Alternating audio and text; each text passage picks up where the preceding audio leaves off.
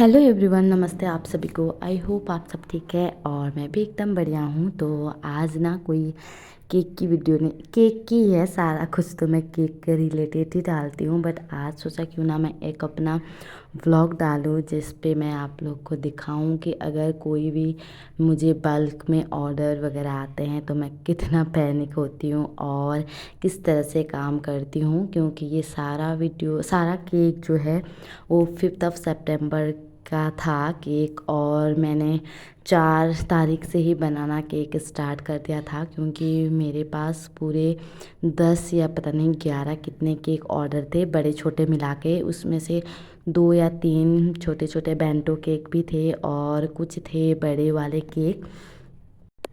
और मेरे पास ना टाइम नहीं था कि सारे स्पॉन्ज को मैं अलग अलग बेक करूँ या फिर अलग अलग मेजरमेंट करके मैं उसको मिक्स करूँ और बेक करूँ। इसलिए ना मैंने सारा एक ही साथ मिक्स कर लिया था। और मेरा OTG 28 लीटर का है, तो उस पर एक साथ में बहुत सारे केक बेक नहीं होते, तो मैंने इसको ना 3 राउंड में बेक किया। और इसी तरह से आप लोग यहाँ पे देखिए, मैं ना बार बार ये चेक कर रही थी कि कहीं मेरा कोई स्पॉन्ज या फिर कुछ भी छूट ना गया हो।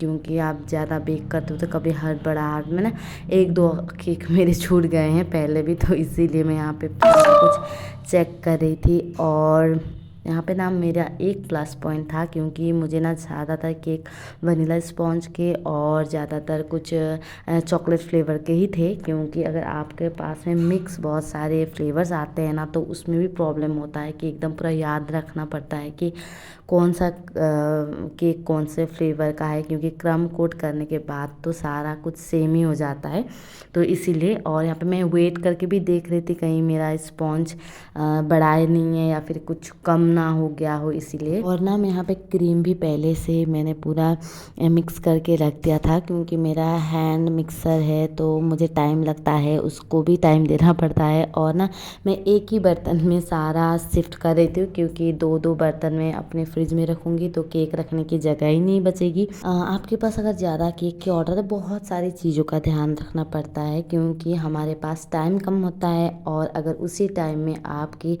बिजली चली गई तो क्या ही बोलूँ। क्योंकि मुझे जो परेशानी दी है ना इस बार, जो मैं केक बेक कर रही थी उसके टाइम में इतनी बार बिजली गई है, मैं क्या करूँ। और ना मैं आपको एक बात बता दूँ इसी पे कि अगर आपका केक बन रहा है OTG या फिर अवन में और उसी टाइम पे अगर बिजली चली जाती है ना, तो आपको बस कुछ भी पैनिक नहीं करना। 10 से 15 मिनट अगर आप बिल्कुल उस OTG को मत निकालना, उसके अंदर बाहर से हवा जाने मत देना। अगर नहीं दोगे ना तो आपका स्पॉन्ज कुछ ख़राब नहीं होगा। 10 से 15 मिनट आप उसी OTG के अंदर रख दीजिए। अगर बिजली आ गई तो आ गई, अगर नहीं तो आपके पास में अगर कोई बड़ा पतीला या फिर कढ़ाई है तो आप उस पर भी शिफ्ट करके अच्छी तरीके से बेक कर सकते हैं।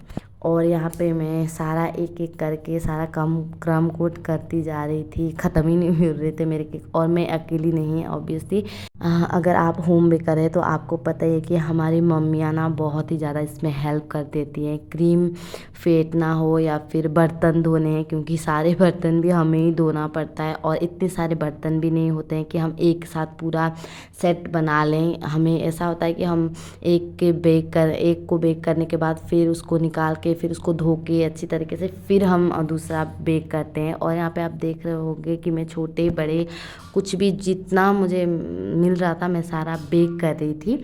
और इस बार मैंने क्या किया था ना, मैंने कुछ अलग अलग डिज़ाइन नहीं रखे थे केक के, क्योंकि मुझे बनाने में भी आसानी होगी। और मैंने ये सोचा कि अगर मैं ज़्यादा डिज़ाइन या फिर ज़्यादा अलग अलग मैं डेकोरेशन वाले केक बनाऊंगी ना तो थोड़ा प्रॉब्लम होएगा, टाइम बहुत ज़्यादा लगेगा। इसलिए ना मैंने सारे ज़्यादातर केक को एक ही तरीके से बनाने की कोशिश की है। ज़्यादातर उसमें फ्लावर्स लगाए हैं और उस पर थोड़ा से जितना टीचर्स डे था तो उसके लिए मैंने उसके ऊपर ना थोड़े से फॉन्टेन के हर केक के ऊपर 2-2 बुक बना के रख दिए थे, एक एक पेन रख दिया था। और शायद 1 या 2 केक मेरे क्लाइंट ने ना, छोटे छोटे बच्चे जो थे, उन्होंने स्पेसिफिकली बोल दिया था कि दीदी हमको 2 फूल लगा देना आप, और ब्लू एंड वाइट में आप केक बना देना। तो उसी हिसाब से मैंने बनाया। और यहाँ पे आप देख सकते हैं मेरे कितने प्यारे प्यारे छोटे छोटे बच्चे आए थे केक लेने के लिए। तो मैंने ना और छोटे छोटे बच्चों के साथ ना फ़ोटोज़ भी ले लिया, वीडियो भी बना लिया, क्योंकि वो इतने खुश हो रहे थे ना, इस मोमेंट को तो मुझे कैप्चर करना ही था।